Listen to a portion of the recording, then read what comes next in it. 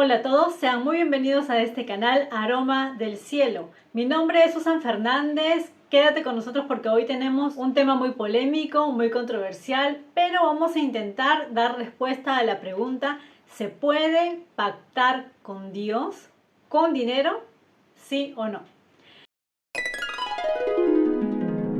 Desde hace algunas décadas y hasta el día de hoy se acostumbra en algunas iglesias que son neopentecostales, carismáticas algunas, de hacer un tipo de promesas, votos que en realidad le llaman o le denominan ellos mismos como pactos con Dios. Podemos ver que desde los púlpitos se motiva a la gente a pactar dinero con Dios. Pactar para que se cumpla alguna de las promesas que Dios les ha dado. Pactar con dinero por sanidad de algún familiar o sanidad propia. Pactar con dinero por prosperidad económica o por cualquier otra petición o milagro que la persona desea. La pregunta sería: ¿es bíblico pactar? ¿Es de Dios pactar? Vamos a empezar por la definición de la palabra pactar en el Antiguo Testamento. Pacto en hebreo berit significa pacto, alianza, convenio, acuerdo. Se repite más de 280 veces en el Antiguo Testamento. Por primera vez se menciona en Génesis 6:18. Dice: mas estableceré mi pacto contigo y entrarás en el arca tú, tus hijos, tu mujer y las mujeres de tus hijos contigo. Ese es el pacto con Noé. Es la primera vez en la Biblia que se menciona la palabra pacto. Ahora, esta palabra berit en la mayoría de los casos tiene que ver con los pactos o alianzas de Dios con el hombre, como por ejemplo el de Noé en Génesis 6:18 que acabamos de leer: y pondré mi pacto entre ti y mí, es Génesis 17:2. Y él os anunció su pacto, Deuteronomio 4:13. Mi pacto que yo les mandé, Josué 7:11. Me acordaré de mi pacto, Éxodo 6 del 5 al 6, y así sucesivamente. Vamos a encontrar muchas veces en el Antiguo Testamento la palabra berit. Ahora, también se usa berit para referirse a acuerdos entre hombres, entre hombre con hombre, ¿no?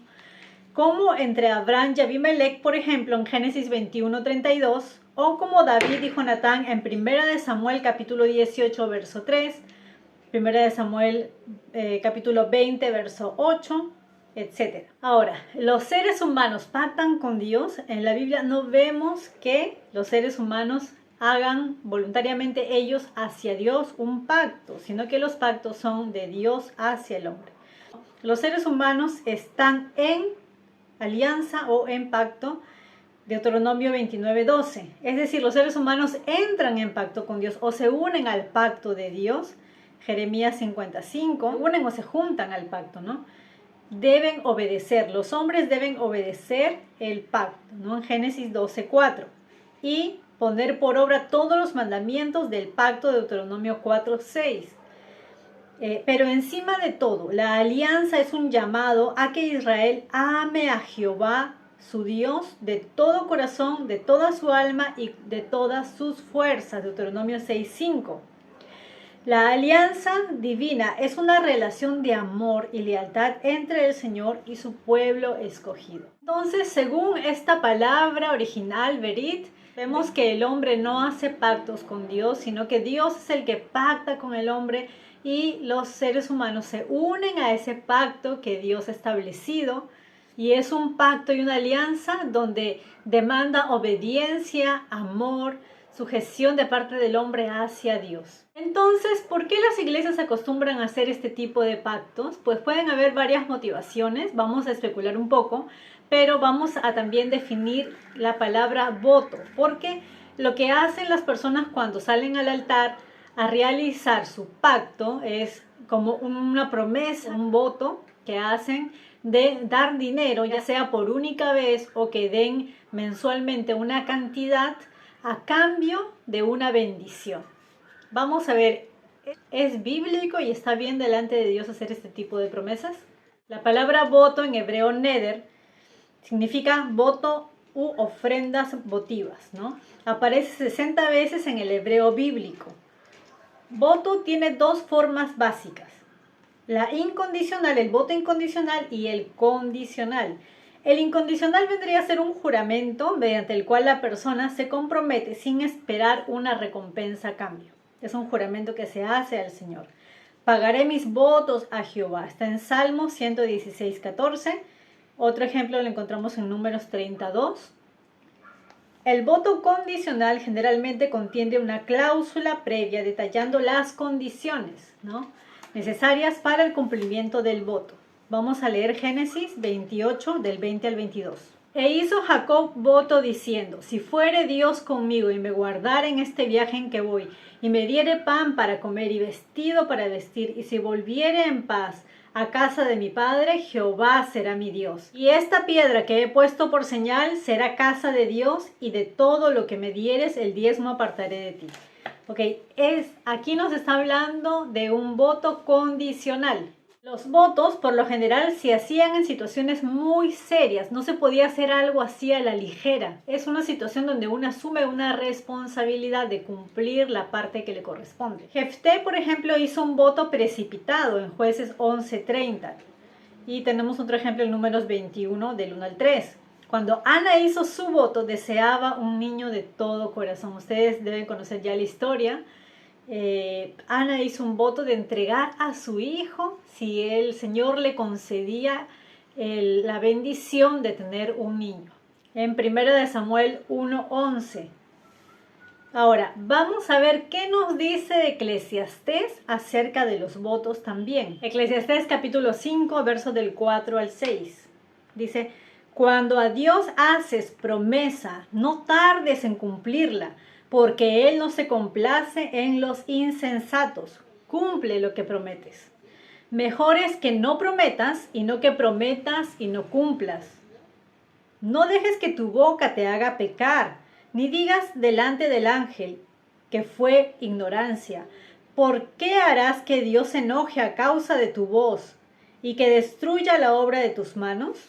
Bien, hermanos, entonces a veces pecamos de imprudencia cuando le hacemos muchas promesas a Dios. Yo recuerdo que de muy joven, casi adolescente, yo le hice muchas promesas a Dios. De hecho, no eran promesas de dinero, eran promesas de servirle, promesas de hacer todo lo que el Señor me mandara hacer, acerca del ministerio y muchas otras cosas. Pero eran momentos de mucha emoción, de sentir y experimentar la presencia de Dios y querer de todo corazón comprometerme.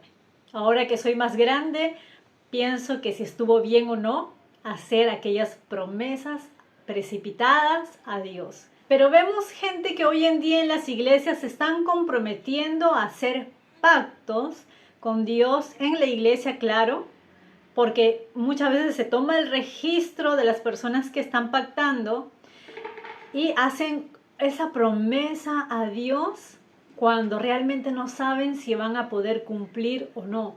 Y quedan atados a esa deuda con el Señor. Y esto no es correcto delante de Dios. En primer lugar, no es correcto que le llamen pacto cuando sabemos, según la palabra de Dios, que el hombre no pacta con Dios. El hombre solo puede hacer votos o algún tipo de ofrendas especiales. Un voto siempre es para Dios. El voto es voluntario y está abierto a cualquiera. Una vez hecho el voto, debe cumplirse. Esta práctica decayó en el tiempo de Jesús. El Talmud desaprueba el voto y llama pecadores a quienes lo hacen. Hay otra palabra en el Nuevo Testamento que dice que tú sí sea sí y que tú no sea no. Y evitar los juramentos también. Entonces no hay que actuar precipitadamente, sino piensa bien lo que tú vas a prometerle al Señor. Quiero hablar acerca de la manipulación. Este tema es muy serio y quiero que si algunos líderes o pastores o gente que tiene un cargo en la iglesia me está escuchando, pues puedan reflexionar acerca de esto. Mi deseo es que ustedes puedan conocer la verdad y que si han cometido algún error, algún pecado en contra de Dios y contra la misma iglesia, se puedan arrepentir.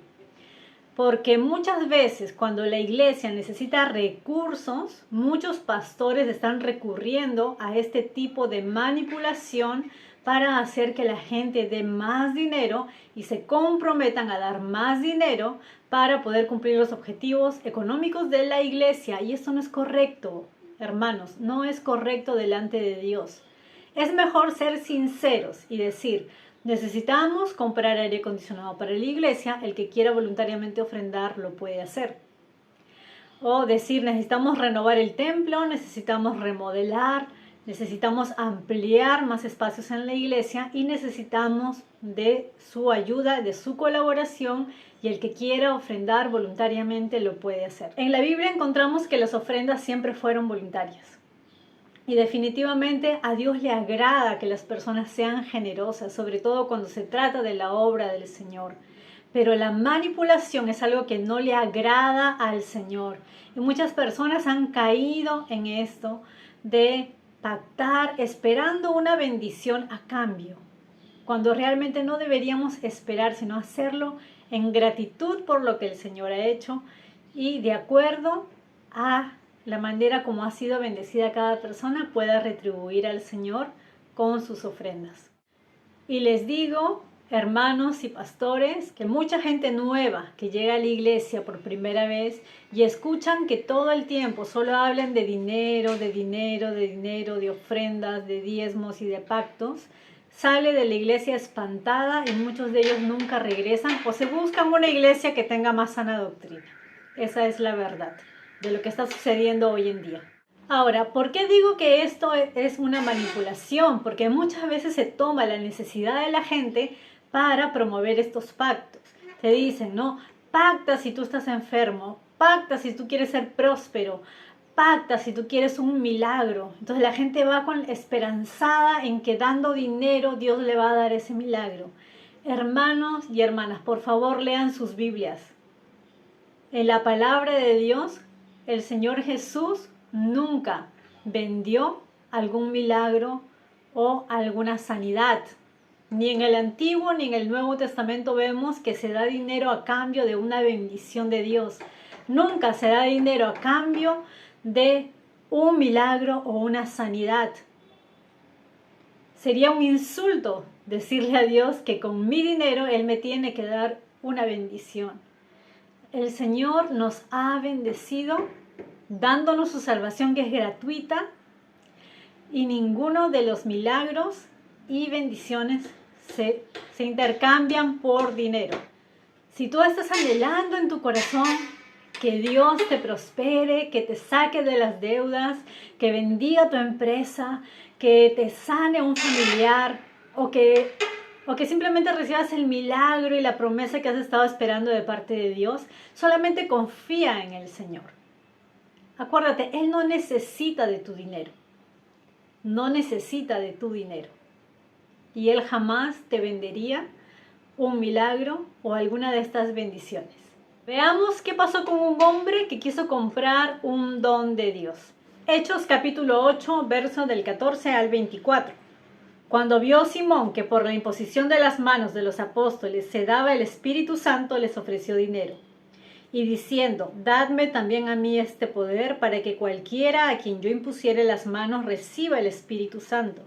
Entonces Pedro le dijo, tu dinero perezca contigo porque has pensado que el don de Dios se obtiene con dinero. No tienes tú parte ni suerte en este asunto, porque tu corazón no es recto delante de Dios. Arrepiéntete pues de esta tu maldad y ruega a Dios si quizá te sea perdonado el pensamiento de tu corazón. Porque en hiel de amargura y en prisión de maldad veo que estás. Respondiendo entonces Simón dijo, rogad vosotros por mí al Señor, para que nada de esto que habéis dicho venga sobre mí. Entonces vemos, hermanos, que a Dios no le agrada que tú quieras intercambiar dinero por una bendición o por un don del Espíritu. Nunca esto sea así. Otra manera de manipular es que te dicen, siembra que tú vas a cosechar abundantemente.